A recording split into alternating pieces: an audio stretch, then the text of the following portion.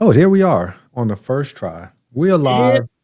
You're in the Island of Relevancy. Now let me just pull my camera or my video back to my camera area. There we Oh, go. All right.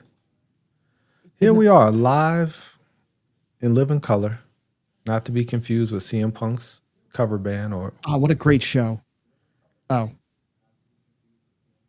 I was do I talking hear about the show Living Color. that was a great show and I could hear myself because one of my oh snap. That's hilarious. Hmm. On the computer behind me is YouTube. Hold on one Oh, second. oh, oh. That's We got 4 hilarious. letters, 1 word. Yeet. That's hilarious. That was awesome. What's up, Ace? What's going on, Ace? I was like, man, I could hear an echo, but it wasn't in my headphones. It was outside my headphones. And it was the computer That's even directly crazier. behind me. It's hilarious. I live in the Bat Cave. And That's that all boy right. too. I have a bat cave down here. I just never come down and play around in it. I could dig that. I need to stop playing around in this office. But let's go ahead and talk about wrestling, right? Because this was a solid week of wrestling. A lot It of good was. content. It was capped off with an amazing ending to a great Raw. It did, but it started off really awkwardly on SmackDown because when the cameras cut to SmackDown, there was a bloody like a one of I think Tama Tonga was bloodied outside the arena, and it was like a car had smoke coming out of it, and it had been an accident. There had been a Mhm. car accident, and somebody had driven into the head of the MFT. I don't even know what you want to call him now because he's definitely not my tribal chief or your tribal chief. He's not any Um, tribal chief right now. no, he's not. And Solo Sikoa is standing out there talking to some officers, and JC Mateo was looking lost, and the big Tongan, the tall Tongan, was looking lost, just like, what are y'all even doing here? And maybe they had concussions. I don't know because they just been in a car Possible. accident. It's possible. And we kind of cut and it was really confusing. That was a really confusing opening to SmackDown because there was no details and it was just like this just happened and it was very realistic. Like somebody really got clipped because Yup. Tonga Loa really was bleeding. And you know who was mingling around in the background, just kind of wandering around doing nothing? My favorite tag team You're of all one of time. yep. B-Fab was there, just kind of Oh, wandering Michin around. wasn't there? I didn't Michin? see if Misha was there, but B-Fab was definitely just kind of meandering around the background, trying to look for something to do, I guess. Funny enough, B-Fab showed up with the Street Profits later on in the show. It was like, what are y'all doing with them? What are you guys doing with these people? But yeah, that was the opening. And then we cut to Charlotte Flair speaking to Alexa and saying, hey, I just talked to Nick Aldis today and he's going to give us a tag team title shot at SummerSlam, which is perhaps the funniest part of the whole show because Alexa's like, oh, so you just talked to him and you just got a title shot? And she's like, yeah, because I'm Charlotte Flair. Because she's Charlotte Flair. And it worked. It worked. It does. Let me tell you what. It's one of the most, you know what it is? You know what it reminds me of? It reminds me, sorry, I'm switching my windows around so I can look at the camera now. Ace, yes, I will talk to you about that, what you're saying in the chat. It reminds me of RK Bro. In the fact that they didn't like each other, then they got together, and we'll talk about SummerSlam in a few minutes. This is one of my favorite pairings, and I love they just have such great chemistry off the camera, or outside of the ring and in the ring because they're really good friends, and it helps. And Alexa always looks at her like she wants to make out with her, and it makes me hate Ryan Cabrera even more. Yes, she always looks at her. And then we then cut to a match that we're getting. We get Raquel Rodriguez versus Charlotte Flair. Yep. Man, thank you, Kevin Nash. Before we go on, thank you, Kevin Nash. Kevin Nash came out there and said that Raquel Rodriguez needs to work big. And she took that. She didn't take it as like, oh, an old person's hating on me. Like he's trying to help me become a better superstar. And she's taken that to heart. And she has become a better superstar ever since that report came out. She has been on the tear. Absolutely. She's stepped it up in a great way. And then what that ends up doing is that ends up elevating, like Roxanne Perez has already been good, but it elevates her a little bit more, and it elevates the people you're wrestling with. Like Charlotte Flair coming out and getting cheers, and you can see it. It affects her in a positive way now. And her body language is different than you think back to when she came out and had that horrible interaction with Tiffany at Chicago, and she just was flustered and off her game and was not the queen. And now she's the queen, but she's not. She's a little bit different. She's happier, and I love to see that. And you'd mentioned it last week about the article she wrote in the Players Tribune, and I'd mentioned it in the Discord as I was watching the match, like how good Charlotte Flair looks now. And I don't mean that as like, in some type of, creepy way. I mean, like she looks healthy. She did not look healthy a month ago or going into the interactions with Tiffany Stratton. She looks like she's in a better place. And before before she came back with Tiffany, she was going through a divorce. So that definitely had to take a toll on her mentally, physically. And she's a real person too. And that she really highlighted that in her article in the Players Tribune. She has feelings. Like everybody can come out there and boo her.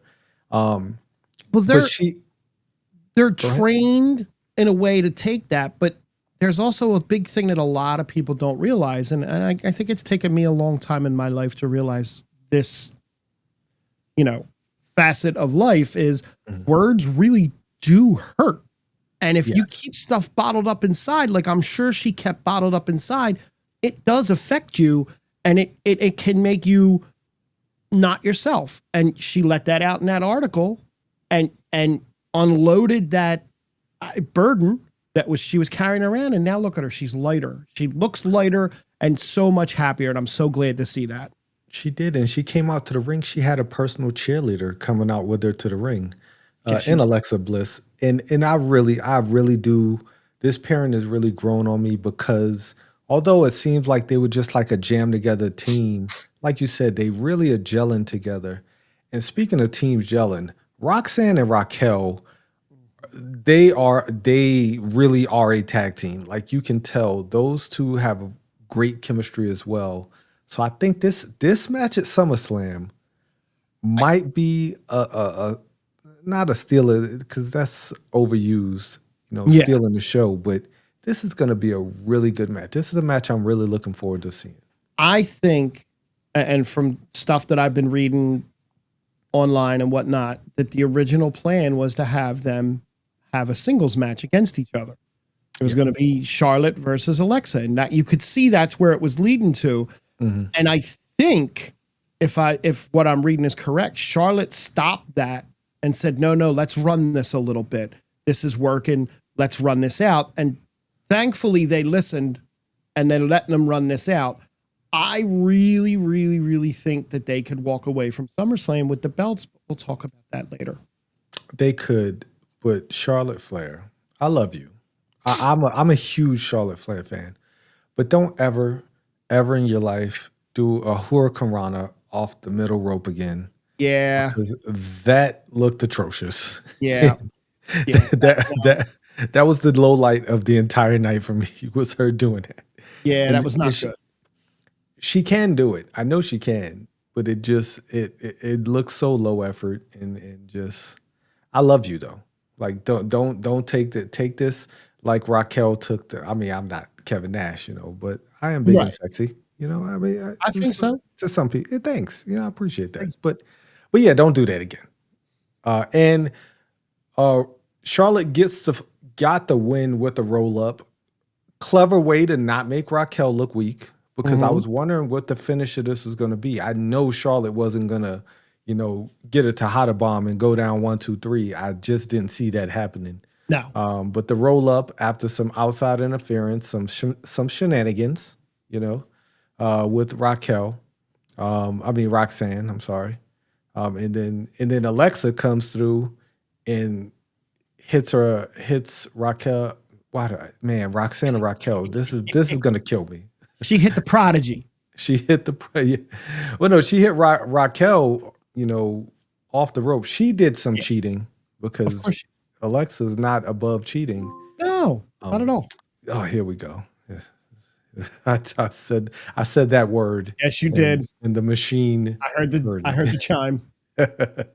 But yeah, some shenanigans, but it was a solid match, right? And this, I just can't say how much I am impressed with Raquel and how she's just gotten.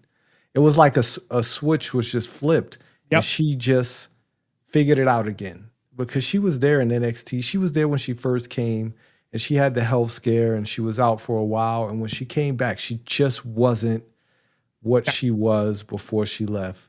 Understandably so, but she has got it back, and Yeah. her and Raquel are 100%. I mean, her and Roxanne are really a good tag team, and this is going to be a great tag team match at SummerSlam. Yeah, I 100% agree with all that.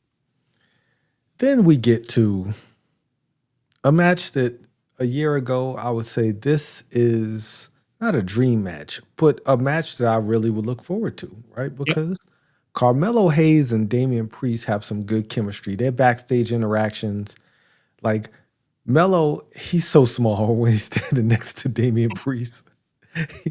Yeah. It's like you almost can't take him serious, but he's so serious when he says things. It's like, okay, like I could still handle you. So you almost believe it until they get in the ring. Right. And then Damian Priest just is a beast in the ring. And a beast outside of the ring, because apparently he took Lola Vice to a Bad Bunny concert and they look really shit. happy together. Really Oh, happy. But this match just didn't hit that third gear it could have hit. no. Like it just didn't. And then your neighborhood not good guy, not evil guy, just showed up out of nowhere. And I mean, are we going to a triple threat? Like, are we going to a fatal four-way? Like, I don't know. I don't know where we're Right going now, with there's this. 10 matches on the card for SummerSlam. So I don't know if they'll put these guys. Damian deserves to be there.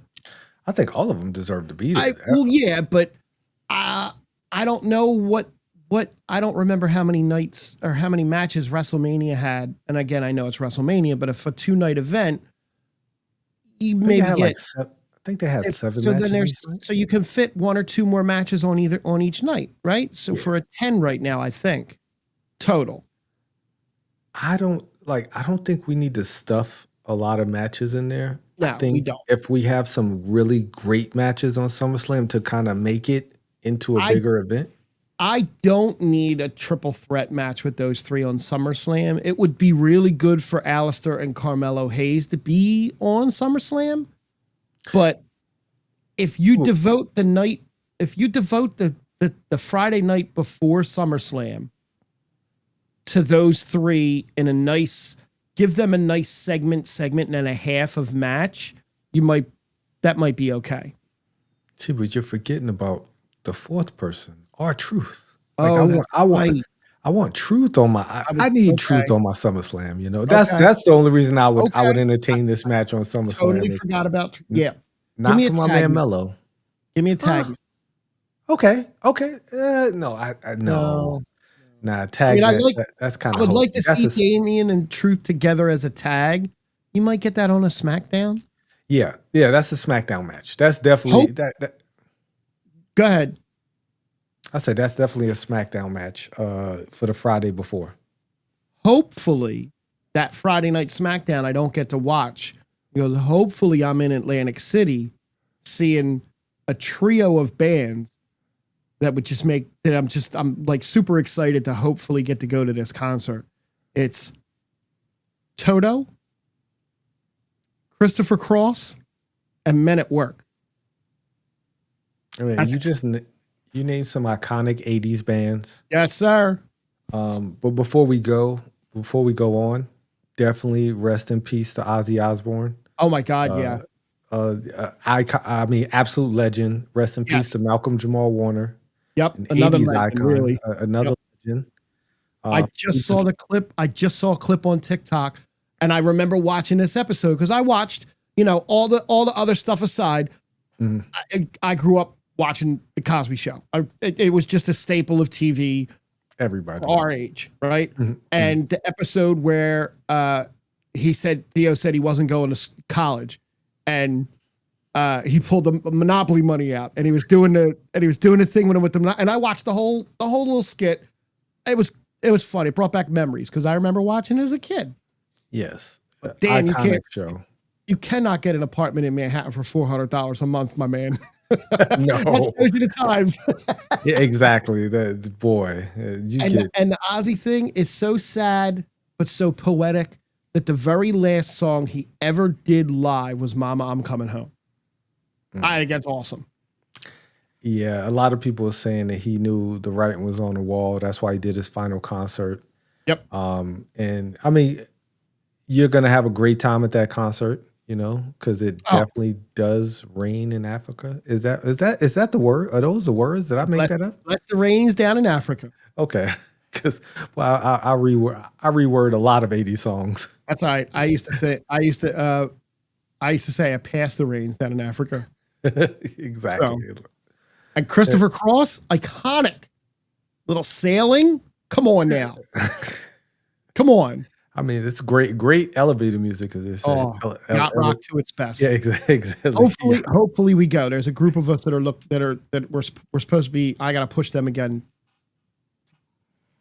Let's do this.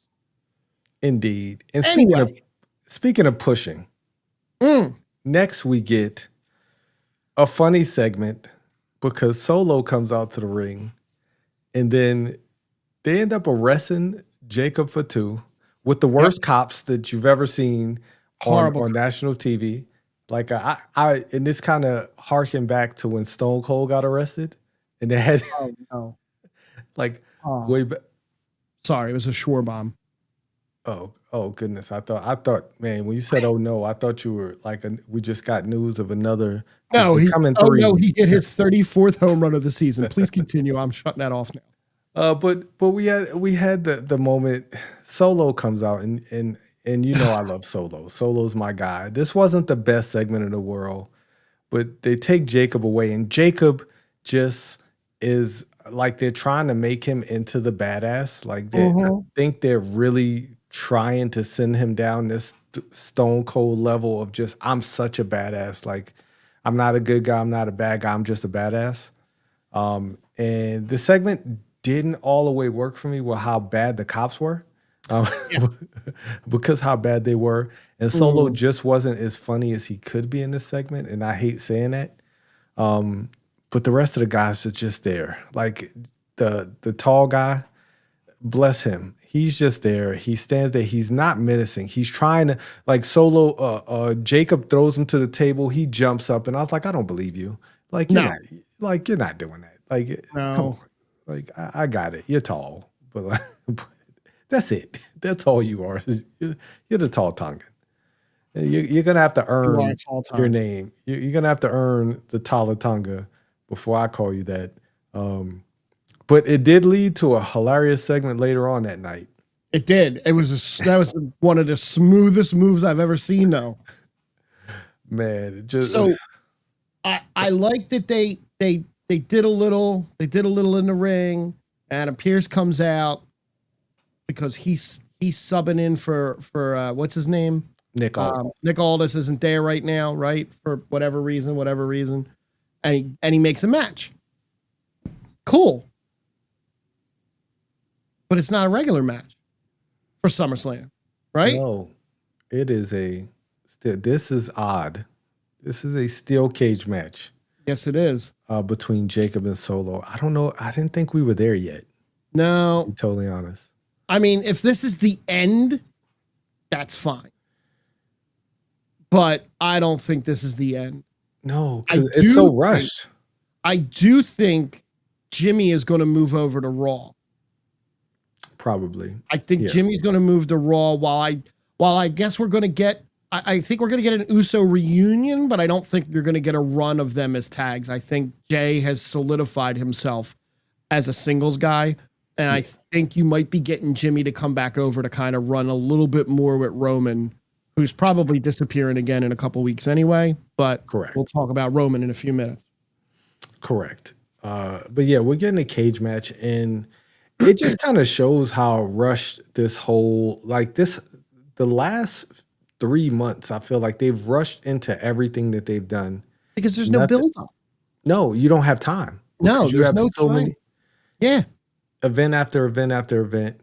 All good events. I mean, there've been some sure. really good events, but now we're kind of fatigued. They really need to, because right after SummerSlam, then we go to Perth. Then Yep. we then And then that, we got, then we got a Survivor Series.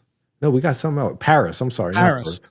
Yeah, we go to We got Paris. Paris, then Survivor Series, then Perth, right? Perth is Mhm. closer to the end of the year.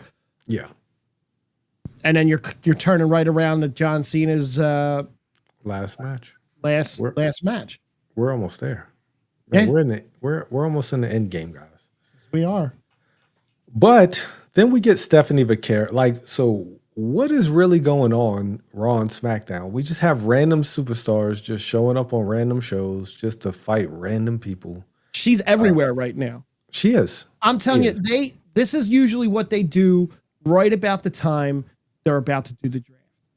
Right when they get close to doing the draft, just everybody goes wherever the hell they want to go, regardless of belts or what brand you started on.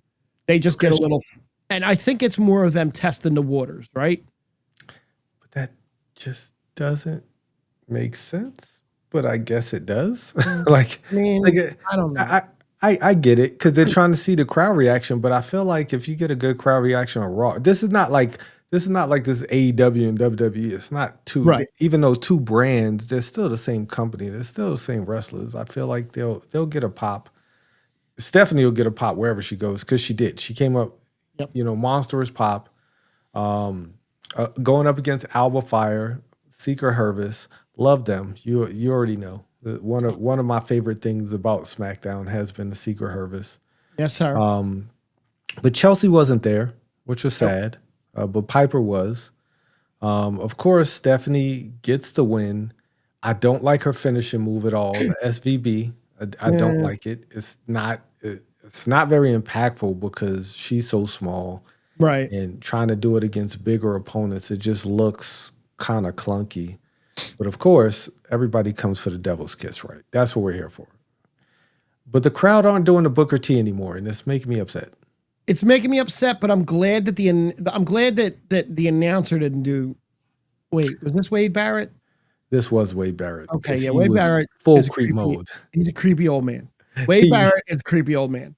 He just needs to stop. When she did the devil, I could watch this all day, and like he just Relax, buddy. it's his voice too. Yeah.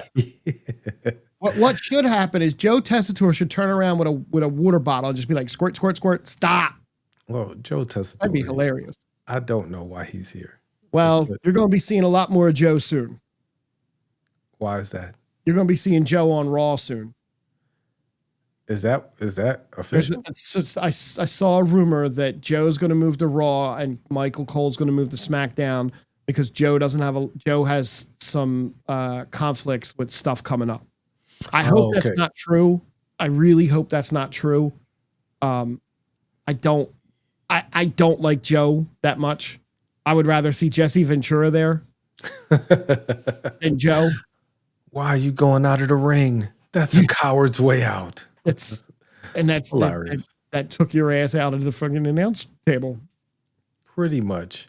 But speaking of taking their asses out of things, and that was a terrible segue because I don't really know how to tie that into the next match. We had a 4-way tag match. Before you say that, the recap that I look at, he says, we all know people like when Vaquer does the devil's kiss. We don't need Wade Barrett freaking out like he has never seen a woman before. I'm telling you, he went in this week. That's like it was too much this week. Yeah, it was. Like it was too much. He was like, I'll watch her do that all night, and it just kept going on. And he has that crazy voice too, so it came off really quick. And Road Dogg's in the back on. Yeah, say more. Do it again, Wade. Keep going. Keep going. Oh, you didn't know? Like they would just Road Dogg. Watch more Road Dogg. Watch more of the show because whatever you're doing is kind of working. But this next match kind of had Road Dogg written all over it because great match. Yep.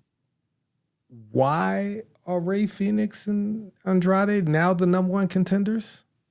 Like, It's the same reason why another tag team that just is not wrestling out of anywhere is the number one contenders on another show. ladies and gentlemen, Fraxium came to SmackDown and didn't lose a match. And the first match they lose is to Andrade and Ray Phoenix. And I get it. They're trying to push Ray Phoenix. I don't know if they're trying to keep Penta happy, kind of like the Giannis Antetokounmpo thing where you just hire his little brother to keep him happy. Right. I don't know if that's what they're trying to do. But Andrade and Ray Phoenix are not a better team than DIY. They're not a better team than Fraxium. They might be a better team than the Motor City Machine Guns because of their age. That's the only reason I would say maybe. Possibly. But they won this Fatal 4-Way, and how excited are you for a Ray Phoenix Andrade match with the Wyatts? I like Ray Phoenix and Andrade. I think they have great chemistry. I really do. Mm-hmm. And the Wyatts are fun, but it just feels stuffed. It feels like stuffed together. There's no, I don't know. It just feels stuffed together. There's a couple matches on this card for SummerSlam that I'll be able to go to the bathroom on right now. This is this was announced for SummerSlam? Is it? Oh, I don't know. I don't think so. I'm sure this is going to be a Friday night before SummerSlam. All right. No, my bad. There are definitely one or two matches on SummerSlam that I'm definitely going to be able to go take a bathroom break on, but again, later. For sure. But yeah, I think this is a Friday night. This is a SmackDown before SummerSlam match. If any match is going to be a SmackDown before SummerSlam match, because we don't do pre-shows anymore. No. But I mean, they won. I didn't watch the whole match because I was doing something with my kids. But I came back, I saw that they won, and I was kind of disgusted because I just don't think that they've earned. And I get you're trying to push them, but I don't think this is going to get them over because I don't think they're going to beat the Wyatts. They shouldn't beat the Wyatts. No, they shouldn't. And if they do beat the Wyatts, then you just kind of just put a torpedo into the Wyatts completely. You just had them run roughshod over the whole tag division, get the belts to have them lose on their first or second. Yeah, exactly. To a rando tag team that's not named the Street Profits. Like if they're gonna lose to somebody, it should be to the Street Profits, or maybe DIY. Because I've become Johnny Gargano's kind of winning me over. Like he's like they've been really good. Like sneakily the last few months as just the things they've been doing, they've been really good and very entertaining. That's what I'll say. But speaking of entertaining, oh boy. Ladies and gentlemen, thanks, Rhea Ripley, because you started this. Well, you just signed a contract that wasn't even part of. You just grabbed the contract, like, I'm going to sign this, and now I'm part of it. So now everything that they do in the WWE, anything's legally binding now. Like nothing. Nothing. Yes, it is. If I were John Cena, I would get on the phone with my lawyer immediately. This is a fact. So the closing segment, Cody comes out to a monstrous pop. He says some words. Then John Cena comes out there. And John Cena, bless his heart, he comes out there. I mean, I felt him, because I know he's under a lot of stress. He's doing movies. I agree. I think mental health is something we have to take serious in this country. It is. First of all, I had to sit through a Cody Rhodes promo again. Yes. That couldn't have been easy for John. He's already stressed out. He's already at the end of his rope. And got to listen to Cody complaining again. Yes. Yes. Telling stories. Great. You have a story for every city you've been in. Great. Yes. But John came out and just was impassioned. And just all our champion wanted to do was just please give me a break. That's all he wanted. He deserves a night. He deserves a night off. He's the never seen 17. Exactly. Okay. No one has ever done this before. This is a lot of pressure on a man. John Cena no one in the history of wrestling has won 17 world titles. The greatest to ever do it. And you're on your retirement tour. The amount of pressure that this man is under. You got to have a new shirt every week. You got to come out to booze all the time. Like, I feel his pain. I do. I do too. I really do. He just wanted a night off. And That's I all. don't think it's fair that Cody Rhodes he's being selfish. He's just thinking about himself. Yes. He's like, I want to finish my 15th story. Like I have to finish this story again. Like it's another story. It's chapter 5 or chapter 15. You finished your story in Philadelphia. He did. You don't get another one yet. I mean, he can go back to Philly. He should probably just go. Yeah, just go back to Philly, Cody. That's fine. But like, so what? John's got to wrestle at SummerSlam in that toilet bowl and then go fly to Paris? I mean, you're already making your world champion go to New Jersey. You're already making your world champion wrestle in a toilet bowl. Now you're going to have to, man, he's got to go all the way overseas. Like, there's so much stress and pressure on my man. That was a good one. Thank you. You're right. It's not fair. And what does Cody do? What does Cody do? Cody assaults him. Cody assaulted him. Assault. Where are the cops at that were just arrested Solo? Oh, hold on. Before we talk about that, did you see the backstage segment with Solo when he was begging Cody to help him? Yes. Yes. Like, first of all, put a pin in Cody for a minute. The guy that was the head cop, the head worst cop of all time, is an indie wrestler, right? So he's obviously trying to show out. Yes, when Solo put his hand up and my man grabbed it, put it around his back and slapped the cuffs on, it was the smoothest move since Roman caught the microphone. It was that smooth. Oh, it was beautiful. But Solo backstage begging Cody for help as the cops are leading him away with cuffs on, and Cody's just like, "Nah."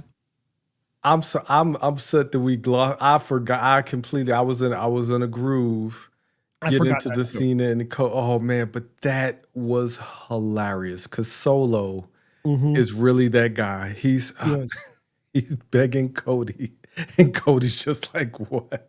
I would never help you." He's like, come on, Cody, come on. And he gets in the, oh man, they put him in the back of the cop car. That was almost as funny as Dom getting arrested. Yeah. Great moment. So Solo continues to impress. But back to the I mean, John Cena tried to walk away. He was trying to be the bigger man. And Cody chased him down and assaulted him, outside of the ring, takes him back in the ring.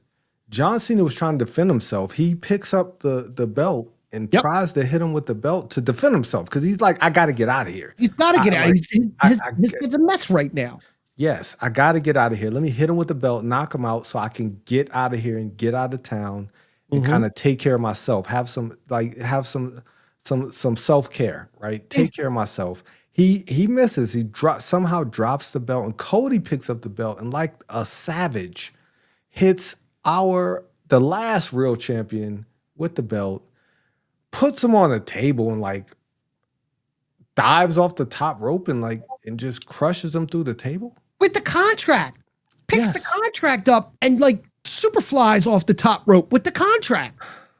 And if that wasn't bad enough, like Weekends at Bernie's, he just lifts his hand like you got a dead champion on the ground and just like Weekends at Bernie's a contract signing, which is completely illegal. It is completely illegal. But in his mind, he's like, now I'm going to SummerSlam to beat you up. And it's like, not only does he make him sign the contract, then he yells in his face while he's unconscious. He gets right down in his face and screams at him, "It's a street fight." And it's like, all right, bro. Yeah. I mean, like, what are you doing? Like, it's kind of like when he beat up Kevin Owens in that amazing street fight that they had, and he stood over his dead body, just like holding up the championship. Like, Cody, I understand who you are. I see you, Cody. I'm mad that I rooted for you at WrestleMania 40 now. Now, all that aside, Yes. which we should clip that because that's a great little segment. It All was. that aside, there were some things that people took notice of in pictures and in stuff of Cody as he was making his way to the ring. Mhm. Cody was wearing glasses. Cody don't ever wear glasses. Cody was wearing glasses similar to the glasses The Rock wears backstage. Cody had a watch on. He did. Cody's I did watch see that he had on was the same watch that John Cena beat him up with. The same watch that The Rock gave him. Interesting. Cody is showing very heel tendencies. And, I mean, they're literally holding up the sign saying he's turning, but I don't know if that's going to be, I don't know if that's going to be a swerve or not. No, and we, of course, because Paul listens, Road Dogg should listen more. But we've said this. We said, like, I've kind of called the double turn. Like, I think that we're going to. I don't know if we should do that yet, but at the same time, I can't say that we shouldn't. You only have 15 more dates with John Cena. A friend of mine asked today, do you see Cody? Is there going to be a double turn? Is Cody going to win the belt? And my honest reply was, what do you do with Cena for the next 15 dates? If he doesn't have the belt, really, what story does John have left to tell at this point? He's not going to go on an apology tour to win the fans back. No, I don't know why you would take the belt off of him right now, because unless you're going to have him switch and go after whoever wins the Gunther Punk match. But I mean, he doesn't need to win an 18th championship if he loses it. If he loses it, then we do kind of get a redemption story. We could, but we could. I don't see them doing that though. No. Yeah. I don't. I think it's I can too early. see Cody turning and John turning. I can see a double turn happening where John stays with the belt and is now the last real people's champion. The last real people's champion. And then you can go work your way into a feud with The Rock for your final match. Although a final match with The Rock on your last night does nothing for either one of them. I think that is the worst idea I think I've ever heard a person from Philadelphia ever say. You're right. I erased that. But I mean, there are some word on the street is that Gunther might be his final match, which I'm not mad at that. No, Gunther's really on a good tear. But speaking of final matches, and that's a great segue for TNA Slammiversary. Like that happened on Sunday night, I think it was. And I think so. I think it was Saturday or Sunday. Right. But the word, a lot of people came out of Slammiversary very upset because get well Hulk. Okay. Yeah, there's Hulk Hogan's got there's rumors that he's like on his deathbed basically. Oh, I'm glad you said that because I was about to say something very negative. I don't think Jim Cornette tweeted out that Hulk Hogan isn't as bad as the rumors are saying. I mean, we know the Bubba the Love Sponge thing came out a couple weeks back saying that he was on his deathbed and that got refuted. And then there's something out saying he's got trachea issues that he's not talking. Jimmy Hart put a tweet out like yesterday or the day before saying Hulk's doing fine. I don't know. I don't wish that kind of harm on anyone as much as so, I mean, if it is, I agree, Sean. Thank you for popping in to, get well, Hulk. That will definitely get well, Terry Bollea. That's all you're going to get from me, brother. but speaking of people on their deathbed or last leg, we had the Hardys win the TNA Tag Team Championships from the Nemeths on Slammiversary. And after they won the tag team titles, and I didn't watch this match, but there was a ladder that came from the ceiling Like there was like one of those helicopter ladders, like a Oh, I rope didn't ladder, see that. Okay. and that's how they climbed up the ladder to get the tag team titles. It's like TNA, bless you guys. Like this was their largest gate. This is the largest crowd they've ever had. They had over 7,000 people in an arena. Shout out to every single wrestling promotion out there. I know we don't cover all of the wrestling promotions, but getting people employed, doing the thing they love, me getting to enjoy it as a fan, I appreciate you guys. I don't care if you're a small indie company. I don't care if you're the WWE. Shout out to all you guys. I said something. I don't know if I said it here on our show, but I know I said it to my friends. I am not a big fan of AEW. Okay. I don't watch it. I kind of keep an eye here and there, but AEW is great for the wrestling world. Correct. Because it gives you something else, and it gives wrestlers that maybe the WWE isn't going to give a chance to right now, get a chance to show their stuff. And while they may not ever come over to WWE, it's still keeping, like you said, it's keeping people employed. There's hundreds of people to go into producing these shows, and the wrestlers themselves are and it is a great thing. So while I'm not a big fan of their product, I am a fan of the fact that there's another wrestling promotion out there, and it's good. Yes, for sure. But the Hardys, back to my favorite tag team of all time. The world knows how much I love Matt and Jeff Hardy. And I say that completely sarcastically. After the match was over, Bubba Ray Dudley's music hit.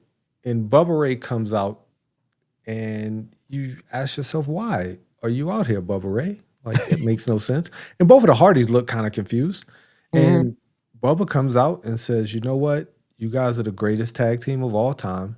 But we are the most decorated tag team of all time. We're the best tag team of all time.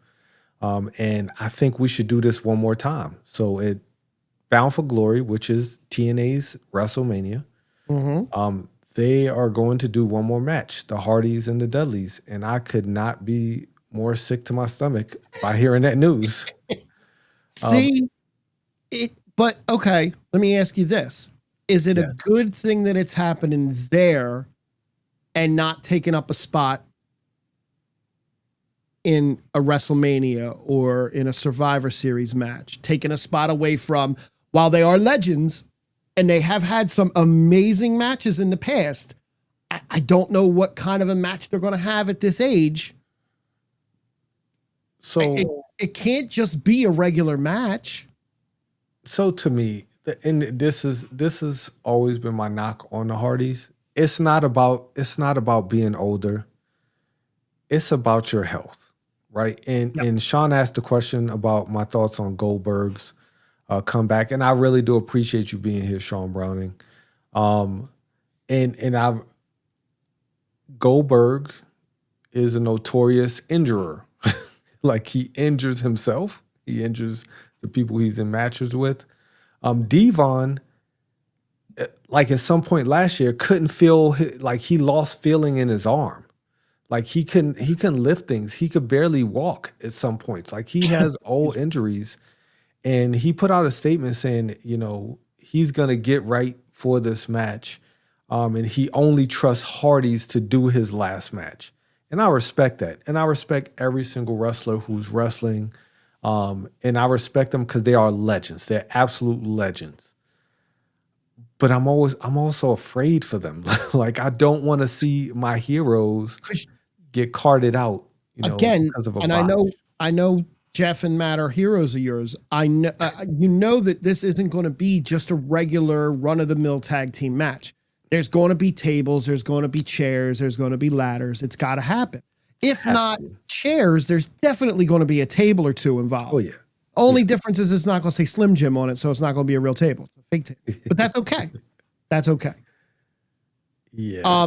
I as much as I want to see a match like that, the health thing is a big concern. Especially, I didn't even know that about Devon. That's scary. Yes. Because he wasn't even there for that announcement. No, exactly. That's why I was like, why is Bubba out here by himself? And then he makes that announcement. And at first I was like, does Devon know he's like this? Yeah, I don't Does mean Devon's like, what? Devon's Yeah. sitting at home like, wait, what? I'm doing what? Where? That was my first thought. Someone Like call Spike Devon's. up? That was my second thought. Is he gonna bring Spike? Is Spike gonna take this match? I mean, Because it just like I don't know. Spike could be in the match and just take all the bumps that Devon can't. I respect that because I love Spike Dudley. I'm a Dudley fan. Like I'm a Team 3D Dudleys, whatever their name is, wherever they go. Greatest tag team, top. Yep. Definitely on everybody's tag team Mount Rushmore. If not, Mhm. everybody's fit. One of the greatest tag teams of all time. Same with the Hardys, right? You got the whole Attitude Era tag team scene was made by Edge and Christian, Hardy Absolutely. Boys, Dudley Boys, right? And it just, I'm really more concerned. Not Bubba, because Bubba still goes. Bubba still wrestles. And the Hardy Boys still wrestle. But like you said, they're going to be tables. They're going to be ladders. They're going to be chairs. They're going to do some crazy stuff. And I'm concerned for Devon. Me too. And I'm just concerned for all of them because, like I've always said, my fear is that Jeff Hardy really wants to die in the ring. Like he goes out of his way to do things that could really, really put him in a bad place. And at that age, Yep. he's older than me. Like he might be older than you. I'll tell you in a second. No, actually, he's only 47. He just looks 82. He does. I mean, he's looks old. taking the toll. So he's a year older than me. Okay. But yeah, boy, if you tell me to do some of that stuff, I'm definitely gonna die in the ring. But yeah, terrible, tragic moment. I remember watching that live. Actually, I did not. I remember watching that live, and I was like, that can't be true because they didn't stop the pay-per-view. This can't be true because they would have stopped the pay-per-view if this was true when the news came out, and it was. And Vince. So this week, I actually, before we go to Raw, do have a little bit of a list. Let's do it. In honor of the ending of Raw, I have gone to ChatGPT for this one. Okay. To get the 20 greatest returns in wrestling. Okay. 20 greatest returns. I'm just going to say, if Edge Royal Rumble isn't number one, then this list is not. I know Edge, it's not. I know. Raw. I'm sorry. I apologize. Number 20 is Edge on Raw 2004 draft lottery. So he returned at the 2004 draft lottery. Okay. I don't remember this one too much. That was right after he was out a year with a broken neck. That's that one. Okay. Doesn't sound right, but okay. Number 19 isn't really a return. It's Nash and Hall showing up on Nitro in 1996. Iconic moment. Perhaps the moment that changed. Return, but an iconic moment. Yeah, it was their debut, actually. Number 18, 2010, Bret Hart coming to Raw for the first time since the Montreal Screwjob. And that wasn't when he hugged Shawn in the middle. That was where he hugged Shawn. Yep. Okay. Great, iconic moment. Yeah. Number 17, again, remember, this is ChatGPT. I couldn't find a really good, more current list, so I just kind of went with this. Number 17 is Daniel Bryan. After being forced to retire due to concussion issues, Bryan got medically cleared to wrestle again. He returned in SmackDown in 2018. Great moment, because that was, I think I might have shed a tear when he came out and said he was cleared. Good moment. At number 16, we get 2007 on Raw. Chris Jericho returned to confront Randy Orton with a new look. This was the Save Us Chris Jericho. I always loved a good Chris Jericho comeback. Yeah, I find it hard to like kind of root for Chris Jericho now. Now, yeah. Oh boy, but man, his run, I would say his run to maybe about 2 years ago, maybe 3 Yeah. years ago. Just the guy reinvented himself 15 million times, and Yep. every time was like he got himself back over. Yep. At number 15, we have WrestleMania 38, 2022, the return of the American Thug. He's now Thug because he just beat John Cena up.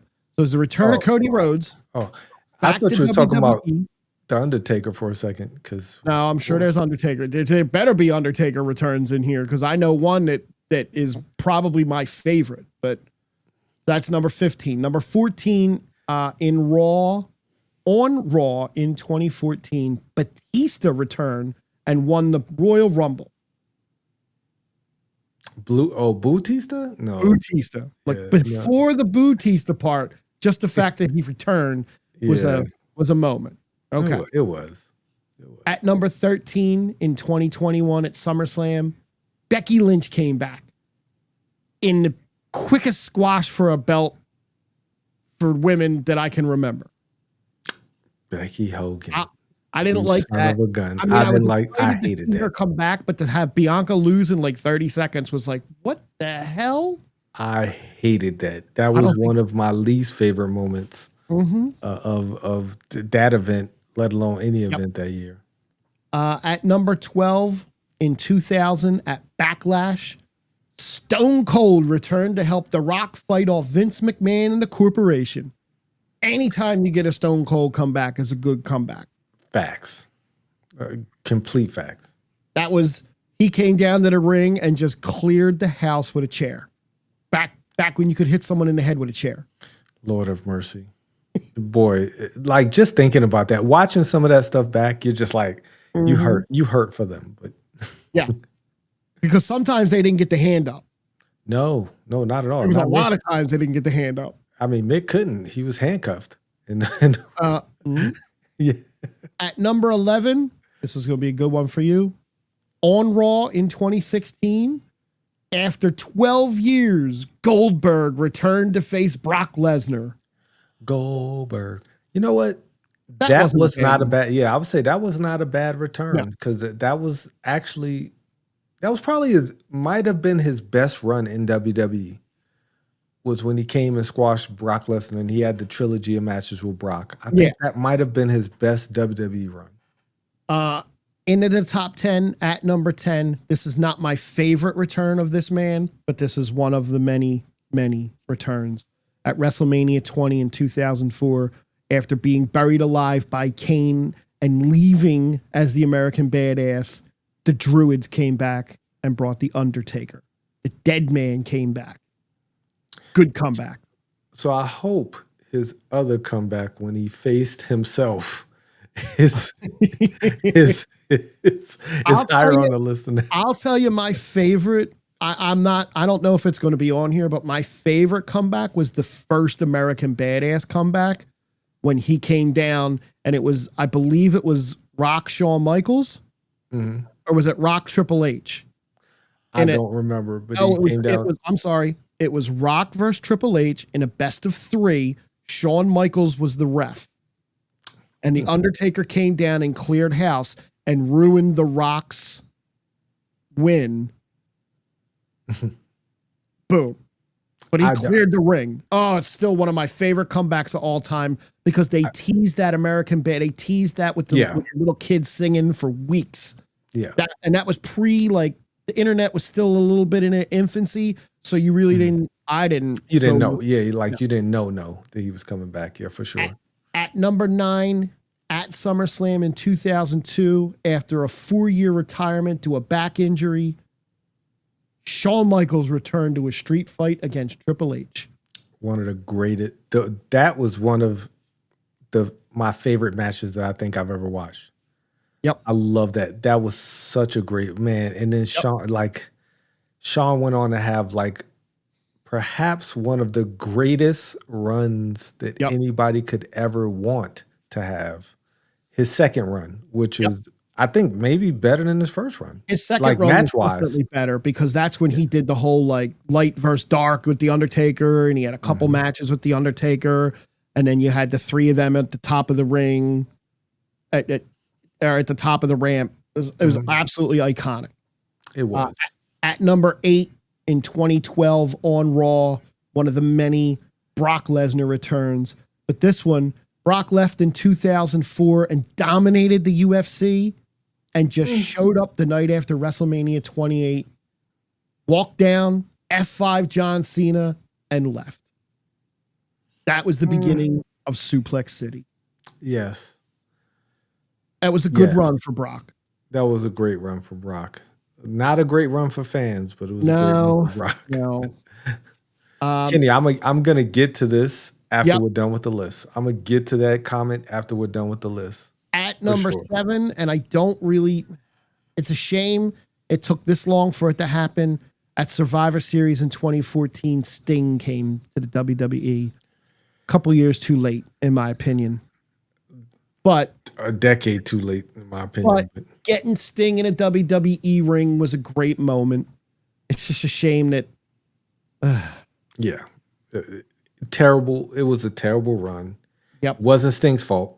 No, at all. It was I think Vince had a thing against some of them WCW guys. Well, I think Vince had a thing against Sting because Sting didn't come when he first bought WCW. Oh, Sting refused.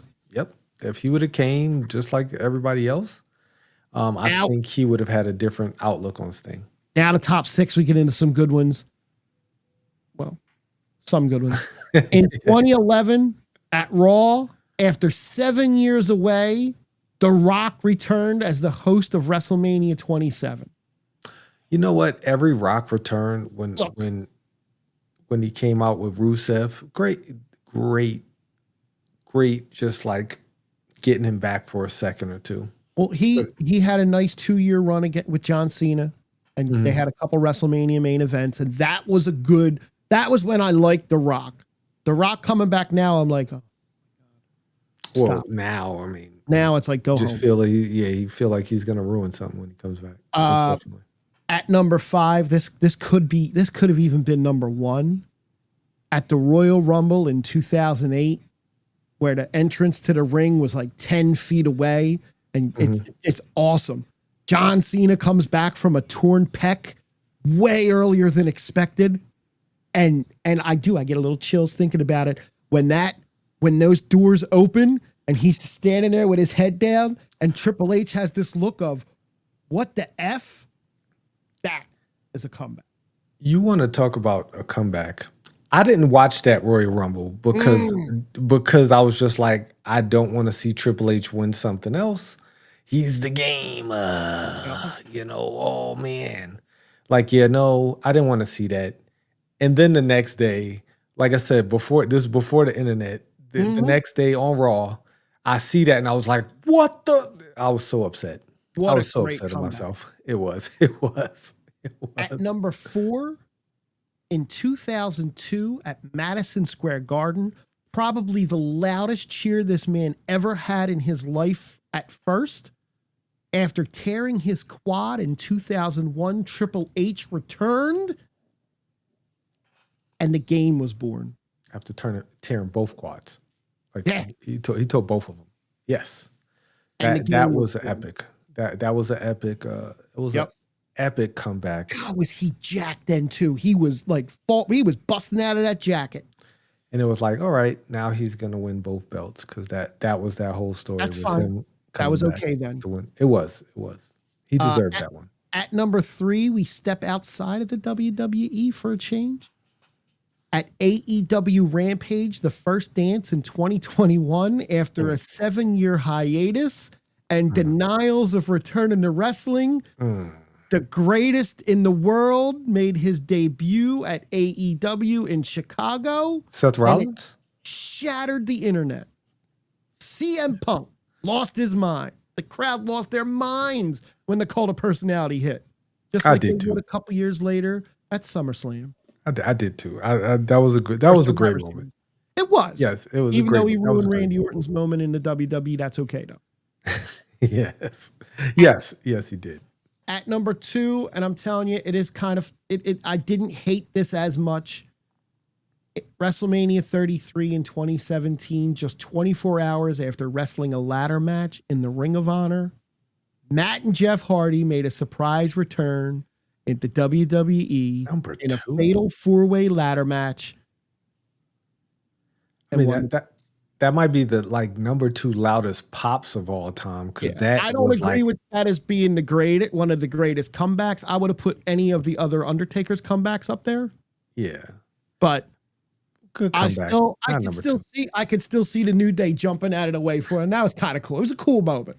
It was a great moment. Like that pop was just deafening. And that was Matt Hardy's, that was the height of Matt Hardy, the delete. Oh, Yep. Like he really reinvented himself. And like Jeff was playing second fiddle to Matt at that point, because he was so, like, Matt was so over. Great moment. I don't know about number 2 though, but I will agree that this is the number 1 moment. This is the only person I believe to appear on this list twice. He appeared at number 20. He appears at number 1. And I'll tell you now, I absolutely got choked up when that music hit in 2020 at the Royal Rumble in Toronto, and Edge came out. It got me. It got me. It was one of the most emotional comebacks. And then to watch all the behind the scenes stuff that came out after that. It's such a great comeback. it was. I hope allegedly his contract, if they don't add any injury time to it, is up in October. Come back and do one more, run it back with John Cena one more time. No, if you come back, run it back with the Judgment Day. The Judgment Day don't need him, because we're going to talk about them. We're going to talk. They don't need them, but team up with John Cena. But something. Give me some Edge and Cena one more time. Right now, it looks like we're going to get Edge and Christian in AEW, which would be kind of cool. Correct. And that is my 20 greatest wrestling returns of all times, according to ChatGPT, which I'm sure if you run it again, it'll be different. But hey, yes, it was something because there was a return Monday night. There was. But before we get to that, I do want to mention Kenny brought up a point of a cool fact that The Rock and Shawn Michaels never had a match. They never had a match because Shawn Michaels was an asshole to The Rock when The Rock was a younger kid, and The Rock said he would never work with him.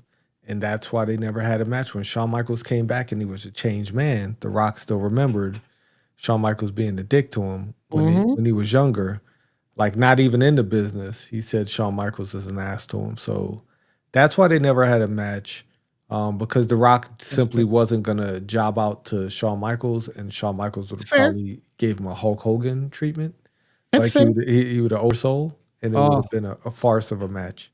Oh, imagine Shawn Michaels and The Rock overselling in one match. Like both of them just overselling, because The Rock was a notorious overseller too. Oh, he purposely oversold that Rock, the stunner, and it was great. Did you see him flipping around on a super kick?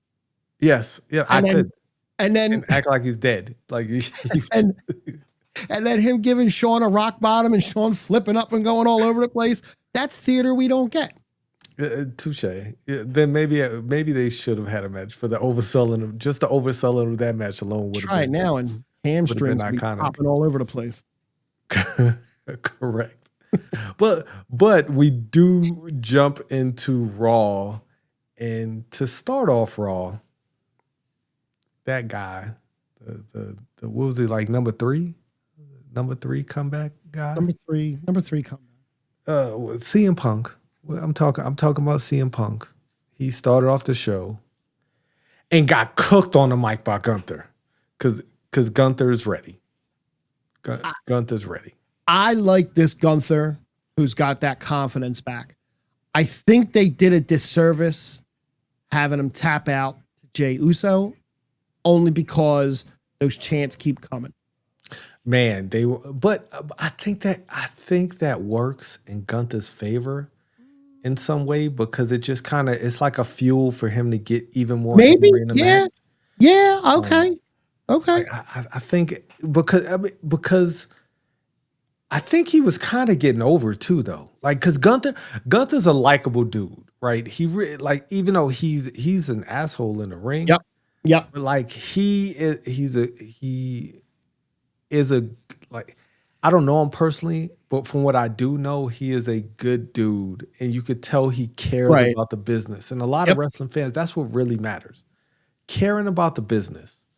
And I love this. I love this promo.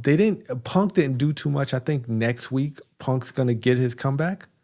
Because Gunther just cooked him and left. He was just like, I'm not even gonna give you a chance to say He didn't. anything He back. literally dropped the microphone and left the ring. Literally, like I love it. Like that's become his brand. Like when he told Paul, like, I don't want to hear anything from you. Just leave, man. oh, I love you it. both have turned me around on the you tapped out thing. Both you and Yeah, Ken. I think it really does. It angers him, but at the same time, like he never loses his composure. No, And it and like just Kenny just said it, he destroys the person, and it just makes him look better. You're right. I step back. I'm glad they put the title back on Gunther. Not saying Jay doesn't deserve it, No. but Gunther's such a great champion. Like he's such a great heel champion, Yeah. and it's he really is. hard to do that. Like Mhm. John Cena is doing it well, but it's because John Cena's on his last run. Right. I think if you would have did this 5 years ago, 10 years ago, It wouldn't have worked. I don't think No. it works as well as it does now. But boy, Gunther's he's on another level. To do that to CM Punk, to have the opportunity to cook CM Punk and then walk off. And there are some people who didn't like the promo. You know how I feel about Punk. I'm not the biggest Punk fan. So anytime anybody gets a chance to get a zinger Right. on him. He's that good on the mic that he's going to come back next week, and Of course. he's going to return a nice volley back. Oh, for sure. For sure. He'll get his comeuppance as he should. Mm-hmm. On Gunther. But I like Gunther, man. He's very straight to the point. Yep. He's like, I'm just gonna maul you. You're too old for this. Like you had your run. This Yep. is my time. Like I love that. I love that very direct, not that scary heel. You He ain't know. wrong. No, he's not. He's gonna maul. He's going to beat the hell out of CM Punk at SummerSlam. He might lose, but he's gonna beat the hell out of CM Punk. I don't know how that's going to go yet. I'm not sure yet. We got. I need to see what happens if there's going to be fisticuffs before to kind of really lean into which way that's going to go, because yeah, Punk could win, and we could get that. See, I don't know what to believe about Seth Rollins right now either, because the way it was referenced at the end of the show, we'll talk about that in a minute. mm-hmm. I have issue with that. And well, I do think we're gonna get Gunther and Cena before he retires. I really do. So do I think so. I think if that's not his last match, that might be like one of his second or third to last matches. Will be just let me see if I can still hang with this wrestling machine. I can almost see Cena holding the belt to that final match and dropping it to Braun Breaker. If Seth has Gunther's belt and he drops that belt to Braun Breaker, now you're really pumping your group up a little bit. You have Bronson Reed there to eat pins, and you have two guys to take championships. See, I don't like that at all. You just lost me at Bronson eating pins. I'm a Bronson. I really like Bronson Reed, and he looks too, but phenomenal. We'll talk about him again in a minute too. We will. But where do we go from here? We go to crazy. We go to crazy backstage. That's where we go. Dude, where? After the Gunther segment, we go backstage, and we get a little crazy. Man, I'm missing all of that. Oh, you're right. So anytime that we get Naomi and Stephanie Vaquer, or Stephanie Vaquer, whatever she called her, I love Naomi. She is on a generational heel run right now. She is. And if this is her last run before she goes off to have a baby, God bless her. She's doing great. She deserves all the good things that she's getting now, all the good things that's going to come in the future, because she has had a better run than she should have had. like to come in there as a funkadactyl and turn herself into one of the best women wrestlers Yep. in the company. Yep. Have a historic career. She definitely deserves this, and and not only does she deserve it, because a lot of times you're like, oh, this person deserves to be champion. Jinder Mahal, to me, deserved to get a nice little title run, but he didn't do well when he got it, right? Yeah. You know, like she's doing really well. She's doing knocking great. this out of the park. Yep. With this character. And Stephanie Vaquer, I don't really like this match. I'll be totally honest. Now, when they do the Devil's Kiss, that's probably going to be the highlight of Paris, right? The whole Paris, you just see flashbulbs just, flickering off. And somewhere Jimmy in the back is just going to be losing his mind. But I don't really like this match. I don't know why. We'll get to SummerSlam. We'll get past SummerSlam. Yeah. Let's move past SummerSlam. But yeah, she came out there. She did the Stephanie Vaquer thing, and a lot of people are saying it's racist, and I can't disagree. But at the same time, I don't think it is. Like I just don't. There are a lot of people because WWE is notorious. I'm looking at you, American Grande Americano.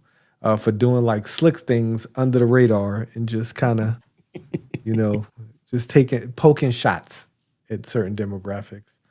But yeah, of course, the internet just finds a reason to cry about things. Yep. And that's one of the things they were crying about, saying she's disrespecting Stephanie. She disrespected EO when she said she didn't understand her. I'm sorry, that was hilarious.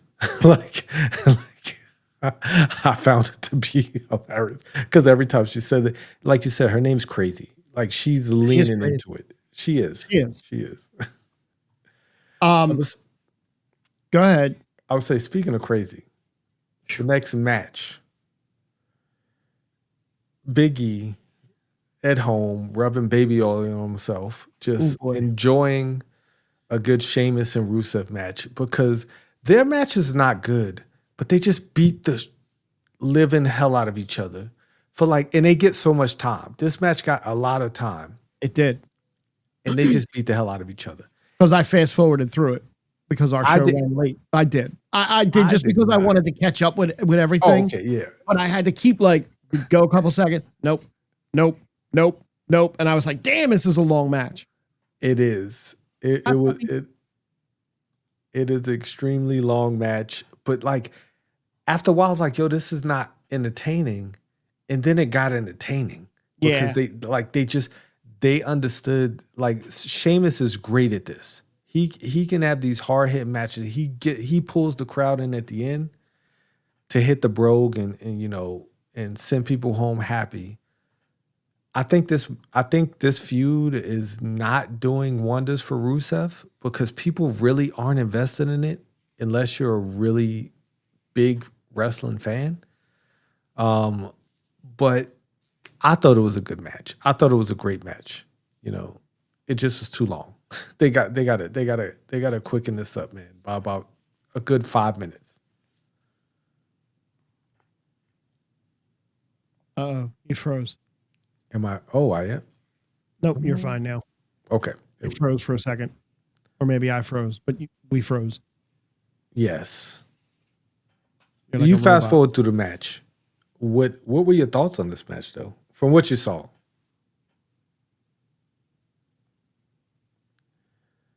Okay, maybe he froze now. Did I freeze? I don't know. What were your thoughts on the Sheamus match? As a whole? I didn't watch the whole thing. I saw the end of it. Mm-hmm.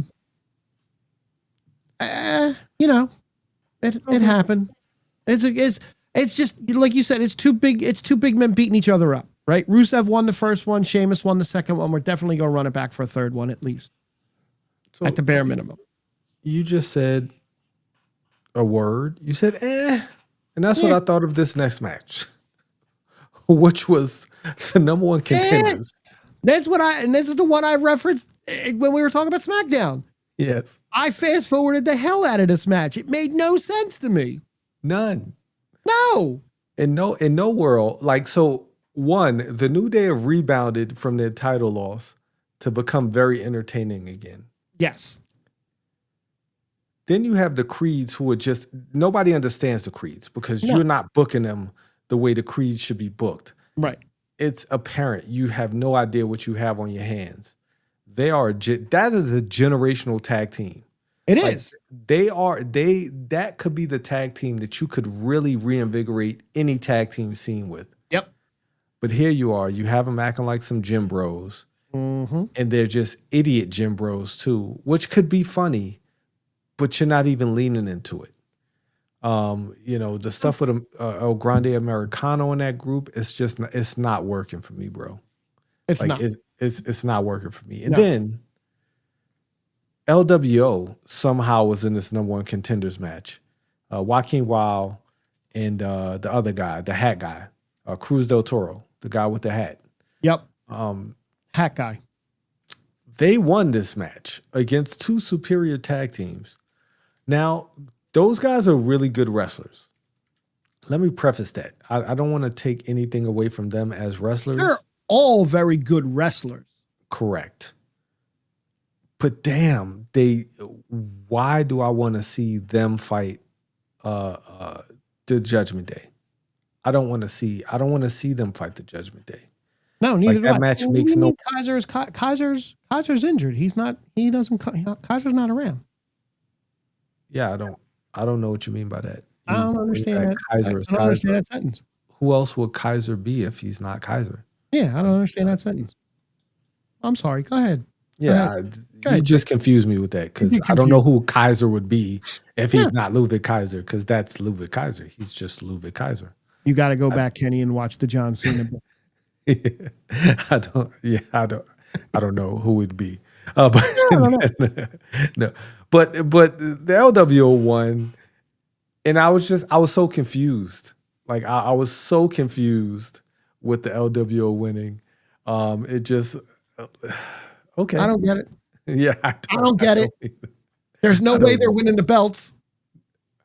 There's no way that they're beating the Judgment Day. Maybe if we get a turn finally. No, it's not going to happen. The only turn that's going to happen in the Judgment Day is when Liv comes back and turns. That's the turn. That's it. That's all you're getting. Maybe Finn, but I doubt. Speaking of turns, Dom is in the backstage and he turns around and AJ's mopping. Holy AJ Styles. I don't understand how he's done this, how he's become like one of the most entertaining things on Raw, but he has become one of the most entertaining things on Raw. And then the New Day show up and he's still mopping. Xavier Woods says, mopping the floor like you should have been doing years ago or something. Yep. I love Kenny, it. this match is taking place at SummerSlam. I hate to tell you. This is on the SummerSlam card. Confirmed. Man, crazy. AJ didn't just have one good moment. He had another great moment in a little bit. Oh, man. But Adam Pearce is growing more and more frustrated with Dominic Mysterio, who keeps avoiding going to get checked out at medical. Yes. And I don't. Once again, I don't know how the Judgment Day has done this. How they've really just transformed themselves into being not just one of the most entertaining things on both brands. Yep. But just being solid. Like Finn and JD are a great tag team. Yep. Dominic has turned into a great wrestler. Liv, Raquel, Roxanne, they are great wrestlers. Like this is, man, I'm impressed. And just think, 2 months ago, everybody wanted Judgment Day to be done. Break up. Because they should have been. They should have been done 2 months ago. Yep. And thank goodness they didn't, because we're getting just a resurgence and we get Happy Finn and just Diabolical Dom. Finn. Yeah, yes. Diabolical Finn. Dom and Adam Pearce, I feel like is gonna have a match at some point. The way Adam Oh, that'd be Pearce great. it would be. Because Adam Pearce is just he everybody has him all flustered, which has become a funny running joke how everybody just trolls him all the time. Yeah. And he gets frustrated. Dom goes and finally decides to go see the doctor. And then of course Sucker punches AJ. Good. But Great moment. So we get news. We get news during the show that actually pissed me off. What is that? So you've been teasing the Grayson Waller Austin Theory thing for a year plus. You've been teasing this. And we get to find out that they're broken up. Austin Theory's injured in a throwaway, overheard back segment with New Day. I mean, do you just hate Austin Theory that much at this point? I think they do. I mean, I think they've been and it's not like this. It's not like this was going to be some big major angle and it was going to be some big thing.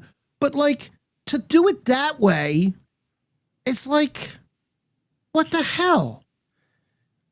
They teased it and then they simmered down. Then they teased it again. Then they simmered down. Then they teased it again. Like you said, it's been over a year.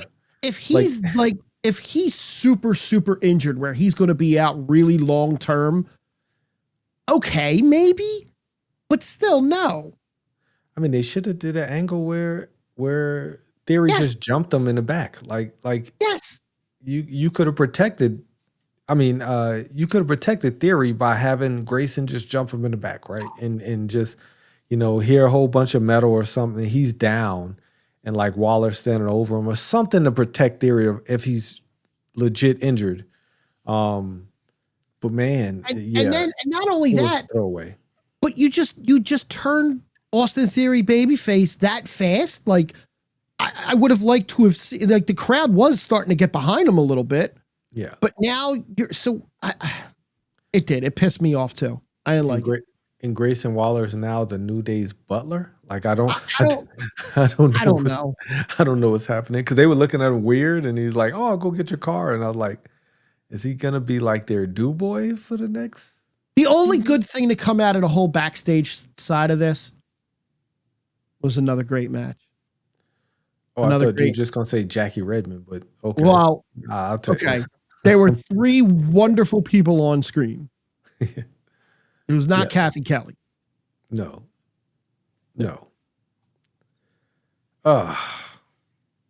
It was Jackie Redmond talking to Stephanie Vicari. Yes. And Io Scott.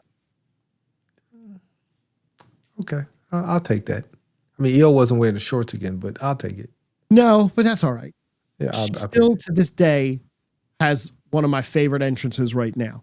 I love the music and I love the way she comes out and the way she walks like she's drunk to the ring. And she just looks, we were talking about the way Charlotte just looks so happy. She looks so full of life and happy right now. And it's so good to see. And the crowd absolutely loves her. Like, I mean, she comes into one of the biggest pops. She's in the ring. She's speaking. And the fact that because a lot of times in the past, the people who English isn't so strong, people give them a what chance and they don't get very disrespectful. But like the respect that everybody shows her, because she gets out there and she tries, right? Yeah. You could tell she's trying. One, she's memorizing lines. You can see it. Mm-hmm. And I don't fault her because once again, once the bell rings, that's all that matters. Absolutely go. But before she went to the ring, we did get a red and yellow sighting again. We did. This time she looked like April O'Neil from the Teenage Mutant Ninja Turtles. She did. She had the yellow wristbands though. she had she did look like April O'Neil. You know what? I said this before. I've become this feud between Lyra, Bailey, and Becky has turned me into a Lyra fan, Yeah. which I did not think would happen because I thought she was boring. I thought she was over choreographed, and everything she's done in this feud has been against everything that I thought she was. She showed me who she is. Yep. She's a great wrestler. She's passionate, and that's what I needed her to be. I think that's what the world needed her to be. The crowd is now behind her. They're behind the entrance. She still needs to spruce her entrance up a little bit. Get rid of the Not wings. just with bird wings. Get rid of the wings. Burn the wings. I love the wings. I mean, that'll be a good angle actually if she burns the wings. But the crowd, it's an entrance that the crowd can chant along and sing along with, and they do. And she gets that woo, woo. Yes, they definitely do. But she has to play along with it, man. Like And she has to, like Finn does. Finn Right. used to come, like he pomp and circumstance. Yes. That's what she needs to do. And stop doing this. I hate when she does that. It's so stupid. Becky comes down. So wait, before that, isn't that when Bailey runs into her backstage and tells her that they got a title match, right? That she got them. Bailey gets Lyra and her a title match against the Judgment Day for the belts tonight on Raw, which kind of came out of nowhere. It did. It completely did because it took Lyra by surprise. She's like, "What? Why would you make this match? Because you didn't even ask me." Like kind of like Devon, like kind of like Bubba and Devon's like, "Oh, you just making matches behind my back." And Becky, I mean not Becky, Bailey is. I don't know what her end game is, but it's something fishy. Something fishy. There is something fishy, but they have a moment in the ring, Becky and Lyra. And Lyra ahead of their Intercontinental match. And they made it my page reset. Nah. So they're gonna have an Intercontinental match. It's gonna be a street fight? Is it another street fight? Oh, yeah, it's a no disqualification match. It's a no DQ. And if Lyra loses, she cannot challenge for the Intercontinental belt ever again. So what you're telling me is Lyra is going to lose? I guess maybe because Bailey. Well, actually, I think she is going to lose because she ended the match. She ended the segment giving Becky a manhandle slam. She did. Oh, well, no, we still got a week. So maybe she doesn't lose because we still got a week for Becky to give her another manhandle. It's a no count out, no DQ match for the title at SummerSlam with the stipulation that Lyra cannot challenge for the belt ever again if she loses. So why is it a no count out if there are no disqualifications? I don't know. Why do they call it? I don't know. I don't understand it. What I do know is that our girl is going to be left off the card, and I think they're going to use that as an angle for her. Or she might be the special guest referee. That would be hella awesome. That would be. I would love to see the outfit that Pam comes out in as a special guest referee. Love it. So next we do get this tag team title match between... Because they didn't get to do it at WrestleMania 41, they're going to do it tonight on Raw. Correct. I loved the Judgment Day's entrance. Like with Dom in the middle and, Raquel. And I'm just in awe how they've turned this around. Like they really turned the Judgment Day around. And I think they would be operating on the same cylinders if Liv was still healthy. I think we would just get a lot more shenanigans. Yep, I agree. But man, this was a good match. I really like Lyra and Becky as a team. I mean, why do I keep saying Becky? I like Lyra and Bailey as a team, like that. The plucky two people, that they don't really like each other, but at the same time, they still are really good wrestlers. and just Roxanne and Raquel have just become a unit. Like they are Big time. the tag team champs. Like Big time. they look great. Like when you look at them, you got Big Mommy Cool, little plucky Roxanne, the female version of Sean. Like I've that's not hyperbole when I say that. She really might be the female version of Shawn Michaels. No, I get it. Like she's phenomenal. Of course, the Judgment Day win. They couldn't have blew it. For a second, I thought that Lyra and Bailey might have pulled this out. And then I thought to myself, why would they do that? But then again, the LWO also won on this show. That's true. Who knows? But we had Dom getting them try to interfere and got hit and knocked down. And then there was a fast medical person came over, who's another wrestler. I forget her name. She's a very popular wrestler. And then she moved out of the way, and one of the EMTs came over to give Dom, what's it called when the CPR? Yeah, CPR. And it was AJ just pounded on his chest. Hilarious. AJ's the best. He is. AJ's the best. Because I didn't see that coming at all. No. All the while, Becky rolls out from under the ring, causes some interference, rolls back under the ring, and oh man, unfortunately, Lyra took a Tejada bomb. A nasty one. Like, boy, Raquel's been putting some stank on them Tejada bombs, man. Like she's working big now. Like AJ was a janitor last night. AJ was an EMT last night. Is AJ Styles Jamaican? He might like be. 5 different jobs. He just did everything. He did everything. Oh, great segment. Great segment. I don't want to see them turn Bailey heel, but I know it's like every time something weird happens to someone, we got to say, are they going to turn? Are they going to turn? I don't know. I think Bailey works better as a heel after the Ding Dong Hello era. Like she's a great heel. The Damage Control heel Bailey. You know what's going to cook one day when we get it? Lyra versus Roxanne's going to cook one day. Oh yeah, for sure. That's going to be a freaking banger of a match. They had some good ones in the NXT. They had some good matches. But speaking of good matches, we didn't get one next. We had a match.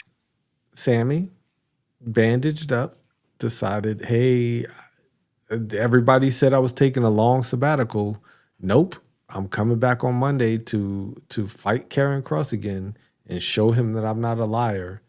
And Karrion Kross went down to the ring with Scarlett, and Sammy came down to the ring, and they had a match. And Karrion Kross beat him by hitting him with a pipe to his gut. As he should. And nothing came from this at all. Not really. I mean, it's a big win. It's a big win for Kross beating Sami Zayn on Monday Night Raw in a way that Karrion Kross should win a match right now. But he's still going to be over. Yeah, I mean, I guess. The fans love him for some strange reason now. But this match just left a sour taste in my mouth. I didn't enjoy this at all. It was a match that happened while I was playing MLB The Show. Yeah, I didn't enjoy this one because I just thought that if you're gonna build, like, I think that like Kross is not coming across as the monster that he should be. Right. Like he should be being portrayed as. Right. And his wrestling is not helping that either. Because he's not wrestling big as Kevin Nash said. Like he's not that much bigger than everybody else, but his moveset is Impact. Everything he does, but none of his moves seem to have much impact. Like, not right now, sense. No, it just doesn't. And yeah. Then we got another match. We got a good match. Oh, we did. Hold on.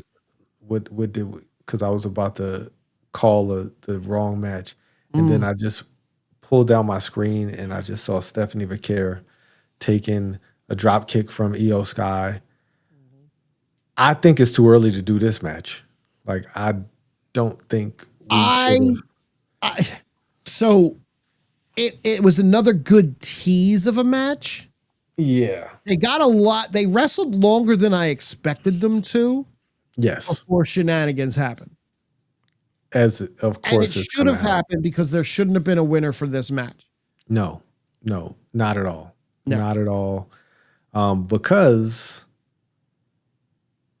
why are we doing this on free TV? And Right. like once again, the brands, I don't understand it because the Secret Harvest is here. They start beating people up. And Chelsea Green gets in here. Look, Stephanie's got red outfit. Stephanie's got a blue outfit. Stephanie can go wherever the hell Stephanie wants. Okay. Touche. Touche. Secret Harvest comes out. They start beating people up. Naomi comes out there. She starts beating people up. And then Mommy shows up. God, what a pop. Man, she probably gets the best pop every single week. Yep. Like every week. Doesn't matter where they are. She comes out She there had to the a best monstrous pop up to that moment. Okay. Yeah, you're right. You're right. But Not it was this- a monster. I mean, it rivaled the pop that comes at the end of the night. They come down there. Poor Chelsea Green just gets ragdoll to end this segment. And she takes a riptide. Love Chelsea Green. She doesn't deserve this. Rhea, you're a monster. But yeah, I just you could have put anybody else in the ring. I don't think we should even tease this early between Stephanie Vicari and Io. No, but it's going to happen. It's going to happen on a bigger stage. It should, as it should. As it should. But then, so I knew shenanigans was going to happen because they kept saying Roman Reigns coming out. Roman Reigns coming out. And then instead of Roman Reigns coming out, Bronson Reed and Braun Breaker come out first, right? And I was like, okay, so we're really leaning into shenanigans tonight because now we know we're getting a tag team match, which we didn't at the time.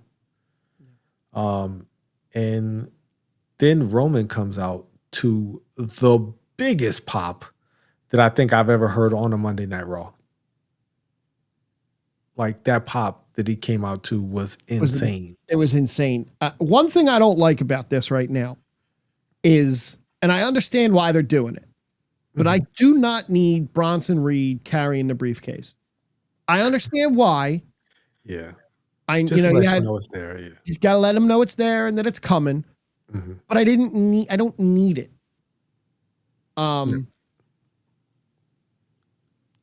I loved this whole segment. This was an A++ segment to me. What did you think of Braun Breaker talking in this segment? He needs to. Like I needed the back and forth with Roman and Paul Heyman playing the weasel that Paul Heyman plays. Yes. And that's good. Calling him his tribal chief and like trying to play the word game with him and Yes. all that fun stuff.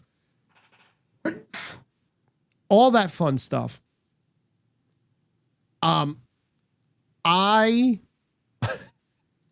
You're not a wise man anymore. You're just a dumbass.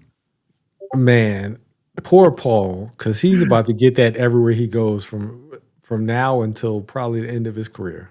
They're gonna call him a dumbass because Roman said it at least 10 times in this segment.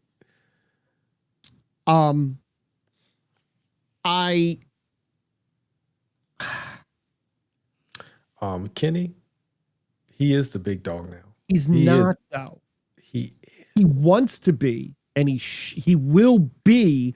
Even Roman said, "When you're on top, right?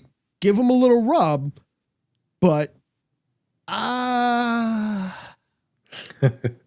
it's cool. You guys don't know. We'll revisit this. He's the future is correct. Saying that he's the big dog now, not yet. but but I applaud the confidence. And that's true. Saying that Roman isn't relevant anymore, I understand where they're going with it. Of course, yeah. It was a really good segment all around. Great segment. I love Paul. Roman getting everything off his chest and finally addressing it. But he didn't mention Seth Rollins at all. Roman didn't. So what I said earlier about at the beginning, Paul Heyman said that Seth Rollins is going to be out a long time. Correct. That's what he said. Yeah. That leads me to believe he's coming back sooner than later. I hope so. I think CM Punk wins at SummerSlam and Seth comes down and cashes in. That's what I think. I could be completely wrong, but that's what I think. You want to talk about a happy person if that happened. I would love it. This you want to see Matt? I will be there to catch the tears that Matt cries. Boy, anytime I get to see CM Punk wallow in his own self-pity, I like the fact that Braun got to talk. I like the fact that I like the back and forth with Heyman and Roman. And then, of course, the fighting at the end. And then I don't know if it was you or if it was Kenny in the chat when Roman was getting his ass beat down and Jay's music hit. And Jay like saunters. He stopped and posed like Penta. Penta's still walking to the ring from 2 weeks ago, I said. Man, Jay does the creep walk. I call it the creep walk, where he just like, what are you doing? Your cousin's getting jumped in the ring. Right. Go help him. Run to the ring. Nope, he walked. He walked in there. He got a monstrous pop too, though. Jay Uso's over. Like Jay. Oh my God, Uso's, He got a pretty big pop too. The double move that they did was the double spear, right? Yeah. Great move to end the night. Yeah. And then after the show, our tribal chief climbed the ring and yeeted with the crowd, according to some footage from the crowd that Roman later said was doctored and AI. No, for sure. I don't even understand how technology is that good this early in life. Right? It looked like Roman. It did look like Roman. It looked like Roman, but it was not Roman. No, it was definitely not Roman. It was AI. Roman walked to the back after that. After he had Braun and Bronson looking up at the lights, he's like, I'm done. I'm out of here. I like the way they use social media. Roman walking on the treadmill, talking his talk, and then throwing it out to Jay. I didn't see that. Yeah, there's an Instagram post where that's how they got the match. It's sometime, I think it was maybe this morning or something. Roman's just walking on a treadmill, talking to his phone. Well, not holding his phone, but he's talking to the camera, and he threw it out there. One more time, Jay. Let's run it back. If you would join me, basically, to fight, to take them on at SummerSlam. And Jay, with the creepiest reply in the world, looking like he's just half naked with no shirt on, with a side camera to the side, with the reply that yes, he would, with his 4 letters, 1 word, yeet. I could dig that. And they made the match official.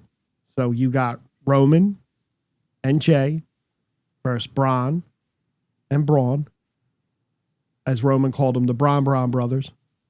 Do you think this match opens up night 1 and night 2? Because it's not a main event, but it definitely should be an opening match for one of those nights. I'd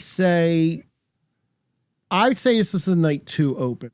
Unless Roman doesn't really feel like being in that toilet bowl, then it's a night 1 open. I could dig that. Dude, Jay was like this on the camera. Like, you got to go look it up. Like, he literally, like, it looked like, and he had no shirt on, so it looked like he ain't got no pants on either. And he's like just kind of sitting there, like, it was weird. It was weird. I could dig that. I could definitely dig that. It's all weird. I I think that's night one because I don't even think Roman wants to be in New Jersey. I mean, I respect that. Nobody wants to be in New Jersey. No. Nobody. Not even the people from New Jersey. No, they don't. Yeah, good Raw. Good Raw. It was a good Raw. The end was great. Yes. Phenomenal ending of Raw. And I think SmackDown had a phenomenal ending too that kind of saved it from being not that great of an episode. Great week of wrestling. The week got capped off last night, at least our week, the relevant week got capped off last night.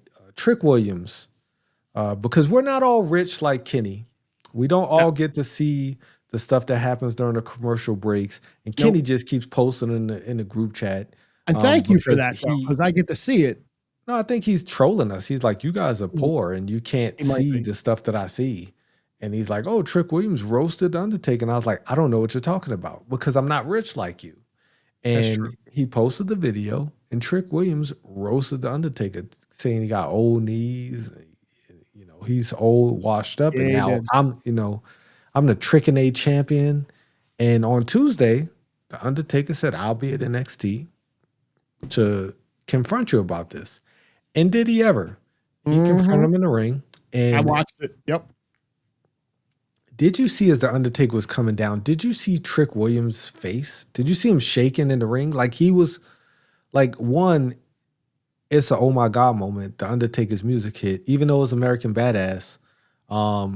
Like you're about to have a moment with The Undertaker. Like that's a career-making moment. It's a rub. It's a great rub. Huge rub. Getting choked by, like, people are like, oh, The Undertaker buried him.